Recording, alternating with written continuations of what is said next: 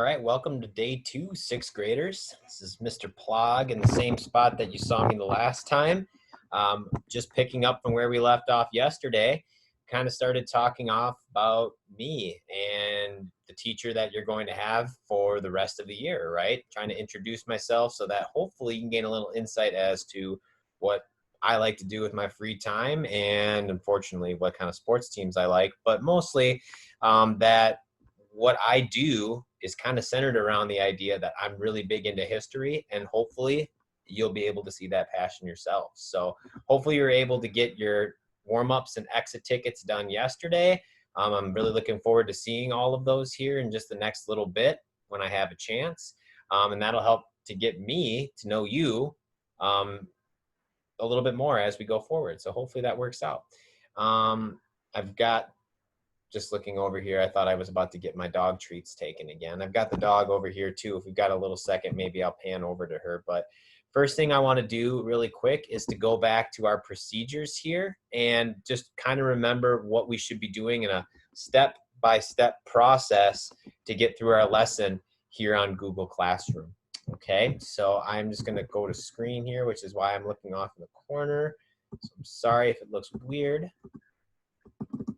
Okay, much better. I'm going to move myself up to the middle here. There we go. That's good. And let's go into our classwork. So once again, we're going to go to the front page here, which is my stream page. And in order for you to access this video, you should have gone to classwork, right? And today, we're on Wednesday, September 9th.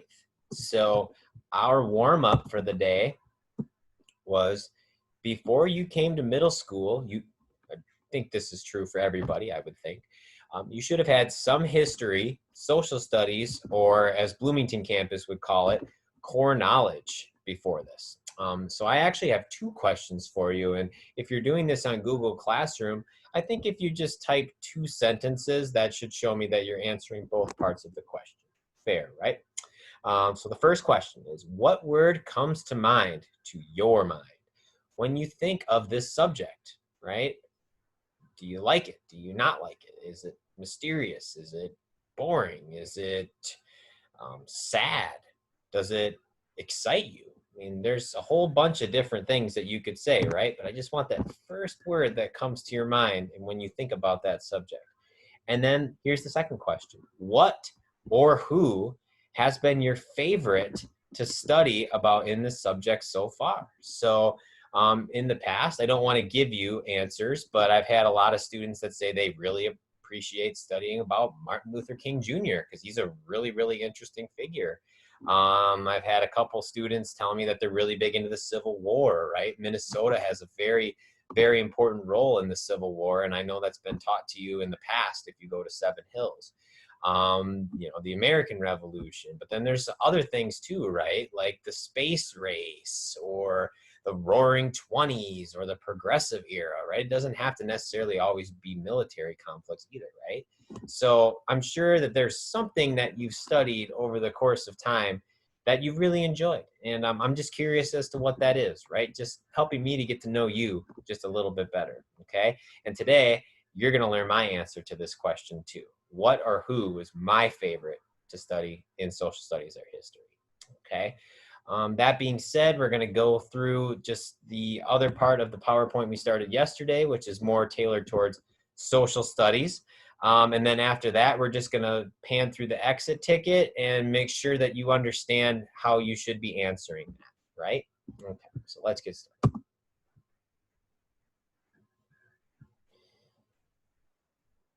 Now, most students, when I get them from Bloomington campus, whoops, there we go. They tend to call my class Core Knowledge. And it is true that the curriculum that we use does come from that company called Core Knowledge. But I don't like to use that word when we study in this class because first of all, we do stuff outside of core knowledge. And secondly, core knowledge means that you're just learning about stuff just in history. And we do more than just history in here. For example, our first unit is going to be on geography, which is kind of understanding, you know, parts of the world, but also how to navigate it. And that doesn't come through core knowledge. So when I refer to this class, it is going to be called social studies. You may have an assessment later on this week that's going to ask you a question about that. So you might want to remember what the name of this class is. Okay, so what is social studies? I think really to understand that, first we need to understand what the word social actually means. And it means it's related to society, like all people and how they live and how it's organized, right? So it's the idea in which a large group of people are living in some form of community, okay? And there have been many different ways that this has been done in the past, and we're going to study various societies throughout the last 10,000 years. So you could call that social studies, right? We're studying societies. And we're going to go way back until like we know human history really began, which is going to be, well, really hundreds of thousands of years ago, but we're going to really start about 10,000 years ago when people learned that if you put seeds in the ground and you sprinkle a little bit of water on them, plant comes up and you can eat them. So that's where we're going to start. But what we're really going to look at for a lot of these societies is their successes, what led to them having success, and their failures, which in a lot of ways will contribute to their downfall. And the interesting thing is that even though there's going to be a lot of similarities in technology, or excuse me, there'll be a lot of differences in technology, for the most part, there are going to be a lot of things that you'll see that'll overlap in terms of what their successes are that cause them to rise, and then their failures that pull the rug out from under them and cause them to fall. And to do this, what we're going to do is we're going to research certain events, certain people, and certain places that have caused changes in the world, permanent changes. And you're probably thinking to yourself, well, what could maybe be an example of that? And let's look no further than my favorite historical figure of all time, and he's known as Alexander the Great. Okay, now his real name is actually Alexander the Third, but we'll just refer to him as this because number one, I think he's awesome, and number two, that's how most people recognize him anyway. Okay, so he started out in, well, ancient Greece, and he rode with his army out over the Middle East, down into Africa, and out east into India, and created the largest empire ever up to that point. Okay, so he started out here. This is ancient Greece. We're going to be spending a lot of time here. But he's really from this place called Macedonia, and they ended up conquering all these areas out here. Now, there are two main groups of people that were in these areas before him. One is the Egyptians, and two, even though it doesn't say it on here, was a really, really large group of people, or a really large empire, and they were called the Persians. Okay. Now, during this time, he never lost a military conflict, right? But as I like to say, though war is interesting to study depending on who you are, it never really is the reason that anybody is remembered. It's just usually one pivotal or important point. Okay. Why I think he's great and why he's my favorite person to study is because every place that he rode to, he ended up finding bits of their culture that he really liked. And then he decided that he wanted to adopt that his own and then have his soldiers and his army do the same thing. And rather than make people feel bad for their differences, or as many people would do, rather than burn down a city that had differences, he saw those differences as a reason to get together and to figure out what they can do to learn from each other. And over time, we saw Greeks, Persians, and Egyptians, they would combine all of their knowledge and they would work together to come up with new discoveries and technologies that were based off of the things that they knew prior. So beforehand, you would have kings ride out into these areas, take whatever gold they could find, burn cities to the ground, and make people do what they wanted to do. Alexander decided, this guy, he decided that he was going to use people's differences to try to make a difference in a positive way rather than make other people suffer. That's pretty cool. Now, was he a perfect human being? No. As we learn when we're going to spend a whole day studying him, he had a whole lot of problems. he was not nearly a perfect person. But for this time, he really did do a lot of interesting things. And we ended up getting some inventions that we still use today that are really, really important because of it. Like the Archimedes screw, which allows you, when you're turning a crank like this in a body of water, to pull water up out of the ground, allow people to live upstream from a source of water.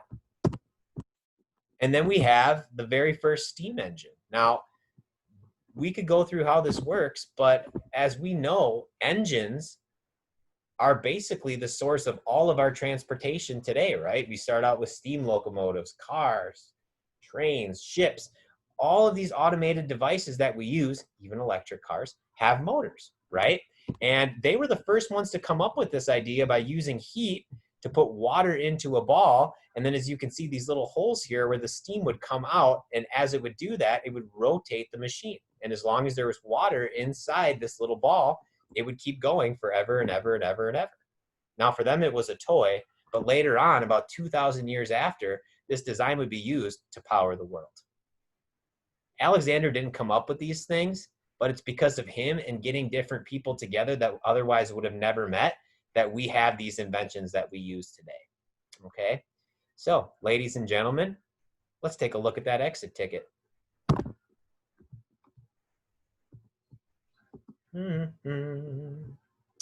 September 9th. After the lesson today, Mr. Plog discussed what we will study in social studies, why we study it, as well as what can happen if we don't. According to his own words, what or who, wink, is Mr. Plog's favorite area of study of all time? I think we went into that pretty much in depth, okay? Now, take a look. I was nice again, and I gave you a multiple choice answer, okay? You got to pick from one of the 5. Make sure you submit it when you're done. Last thing, this isn't graded yet, right? We're going to start that probably, definitely, tomorrow. This is just to get you in the routine of doing the warm-up, the video, and then the exit ticket to finish it off, okay? Once you're done with that, you're done with social studies for today. I think Layla's ready for a nap. I'm getting pretty close myself. It's actually getting kind of late at night. So in that, I'll let you go. Have a wonderful day, new 6th graders, and we will see you tomorrow to talk a little bit more in depth about how to navigate Google Classroom and get you prepared for what we're going to do from week to week. Okay. Have yourselves a good night, everybody.